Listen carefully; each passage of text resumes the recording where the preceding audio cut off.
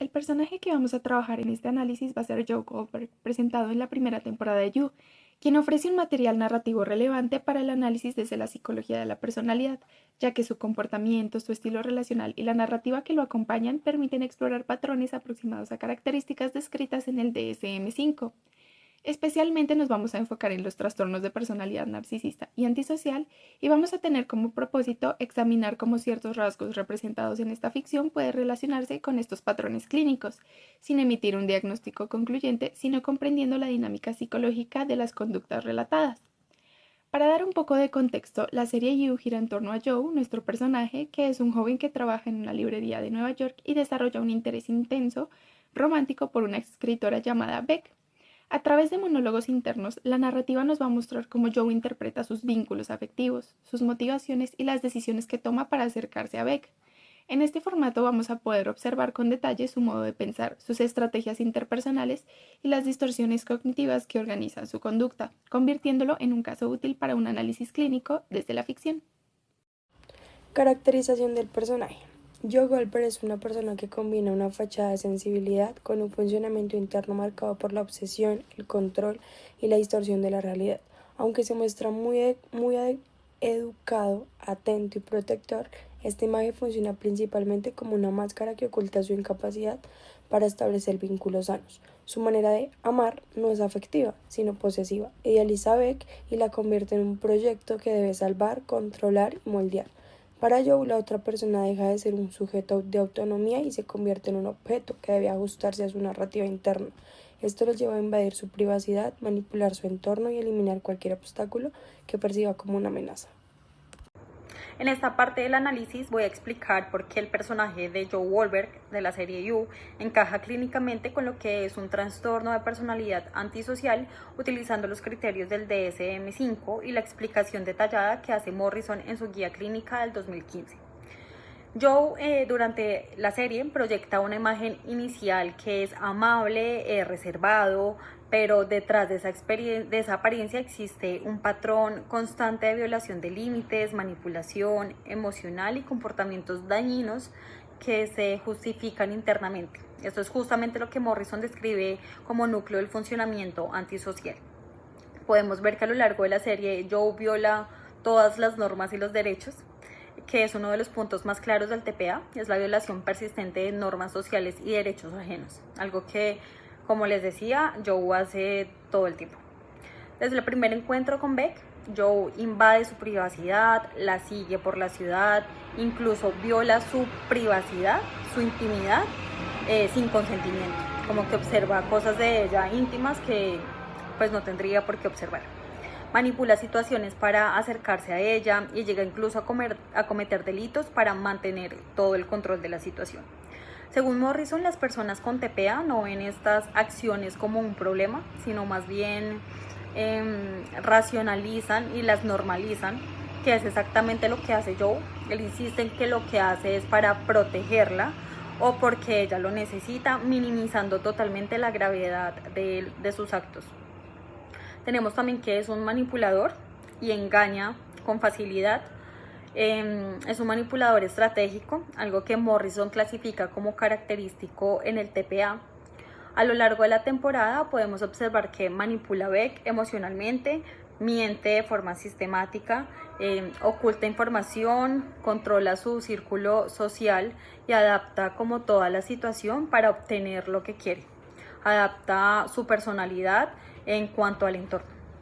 Morrison señala que las personas con TPA pueden mostrar encanto superficial, comportarse de manera convincente y empática, pero ese comportamiento no es genuino, es un recurso para controlar la situación.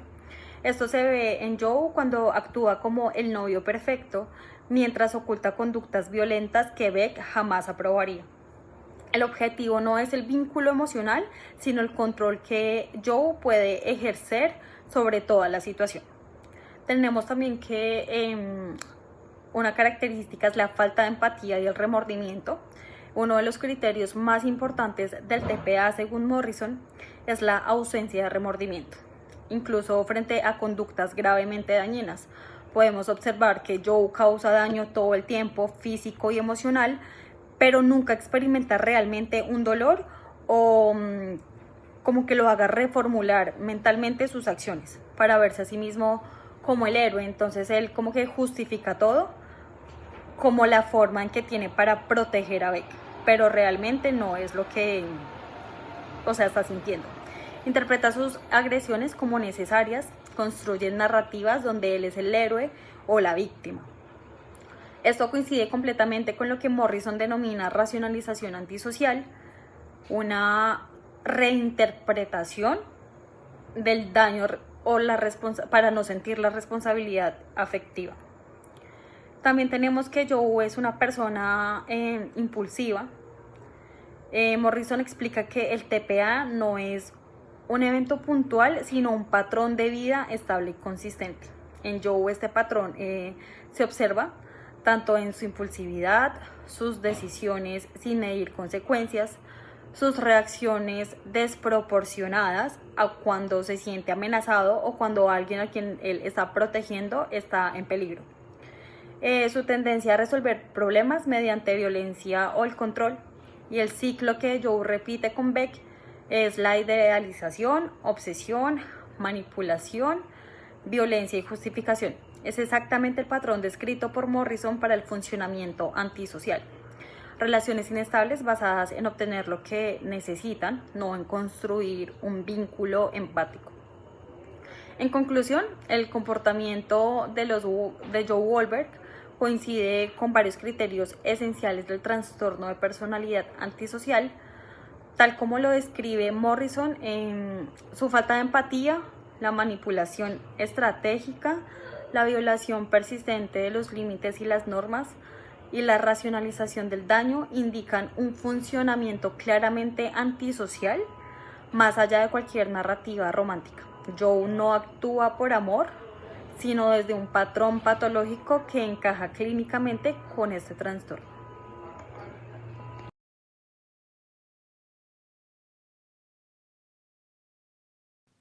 Ahora vamos a explorar algunos de los rasgos narcisistas que presenta Joe. En primer lugar, Joe mantiene una autoimagen grandiosa que estructura su comportamiento, ya que considera que posee una comprensión superior sobre la vida de Beck y sobre lo que ella realmente necesita. Desde esta perspectiva se posiciona como alguien capaz de salvarla, asumiendo un rol protector, actuando como si tuviera una autoridad moral o emocional sobre ella. Este sentido exagerado de capacidad y misión personal coincide con los rasgos de grandiosidad descritos en el trastorno narcisista. Además, Joe utiliza su relación con Beck como una fuente constante de validación, ya que busca que ella confirme su valor y su rol en la relación y su identidad como el hombre adecuado o perfecto para ella. Esta necesidad funciona como un regulador de su autoestima que depende de Beck y cómo lo perciba y responda emocionalmente a este. Y esta dinámica refleja la búsqueda persistente de admiración y aprobación, características del narcisismo.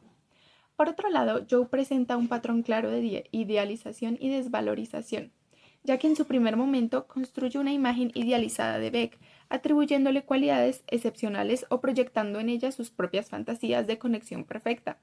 Sin embargo, cuando Beck no responde bien o de acuerdo con las expectativas que Joe tiene, Joe pasa rápidamente a la desvalorización, reinterpretando su comportamiento como fallas o señales de que Beck necesita ser corregida o guiada.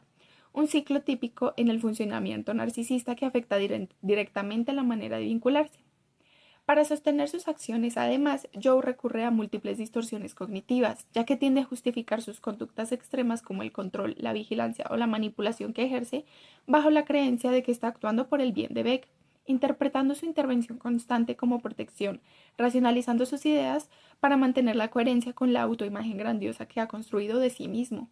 Distorsiones que permiten que sus acciones alineen internamente con su narrativa, incluso cuando vulneran los límites interpersonales de Beck.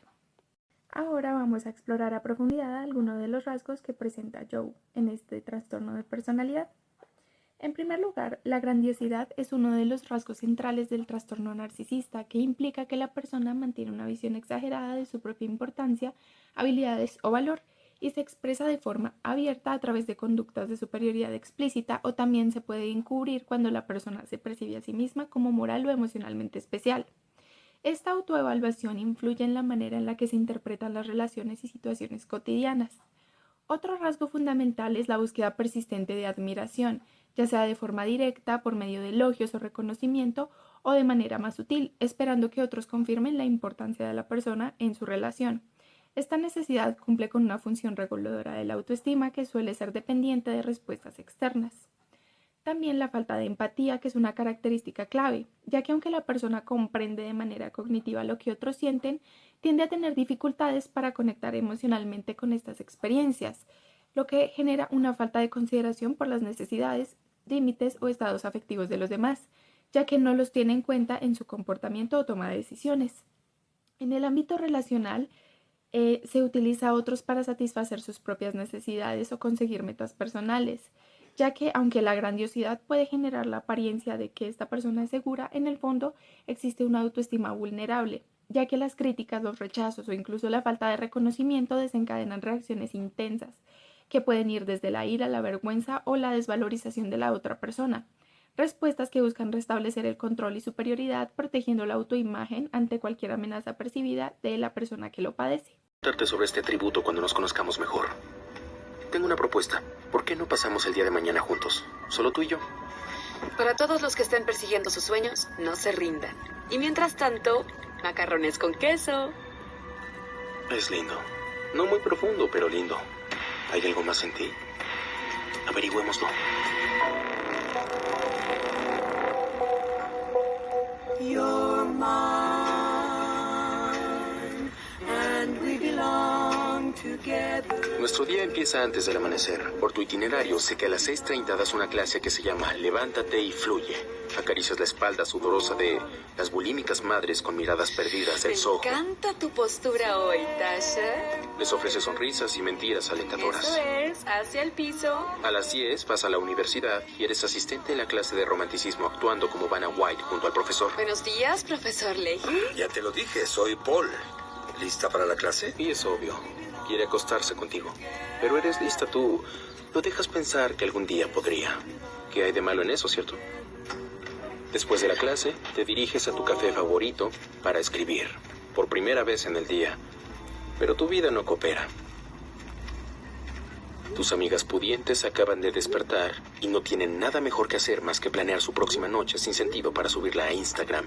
Y puedo ser honesto un segundo, tu gusto en amigos es cuestionable, Beck. You've been holding back for a lifetime. ¡Salud! ¡Excelente! ¡Feliz cumpleaños! Gracias. Y su estilo de vida Aquí es tengo algo muy para caro. ti, Erika. ¿Estás lista? ¿Qué será? ¿Te gusta? No, lo detesto. Me encanta. Jason ni siquiera le compró algo tan lindo y Annika accedió a tener sexo anal. Espera. Ay, no. Por favor. Ahora abre mi regalo y veremos si me sigues odiando.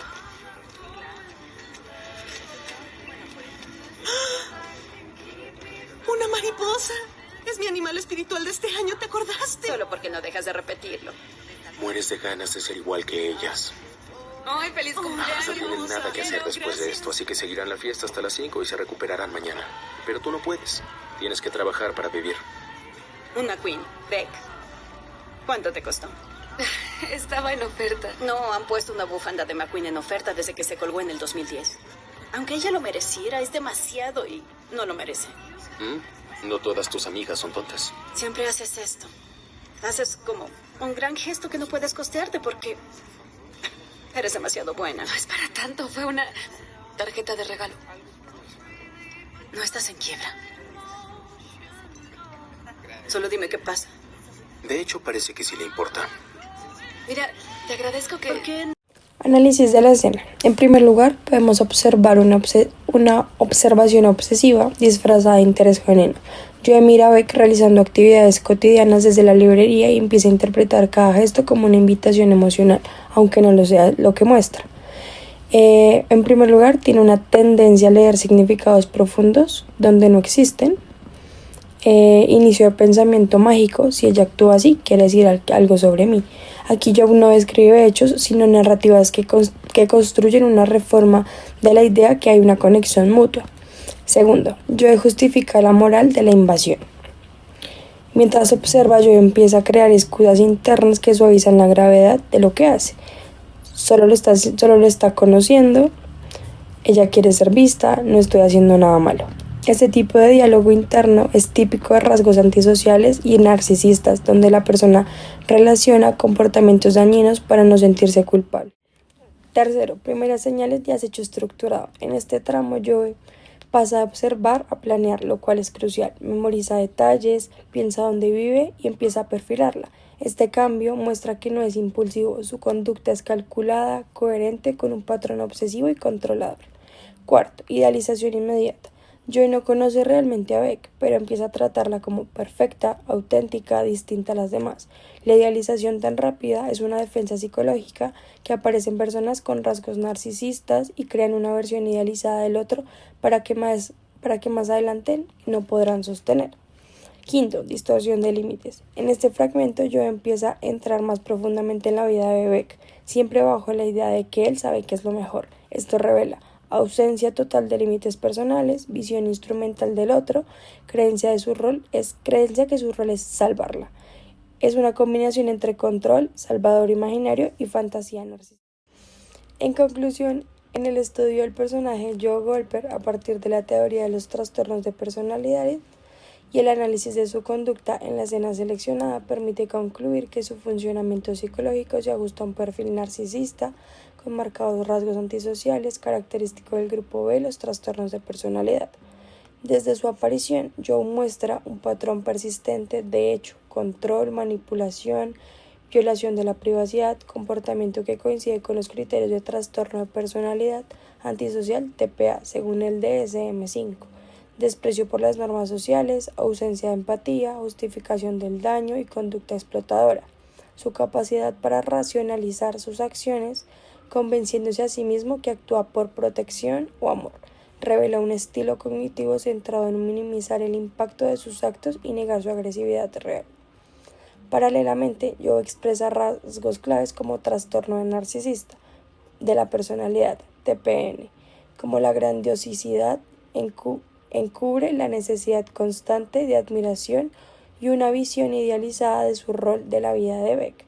Su creencia que solo él puede comprenderla o salvarla, junto con su extrema sensibilidad ante la posibilidad de rechazo, evidencia la fragilidad de su autoestima y su dependencia emocional disfrazada de superioridad moral.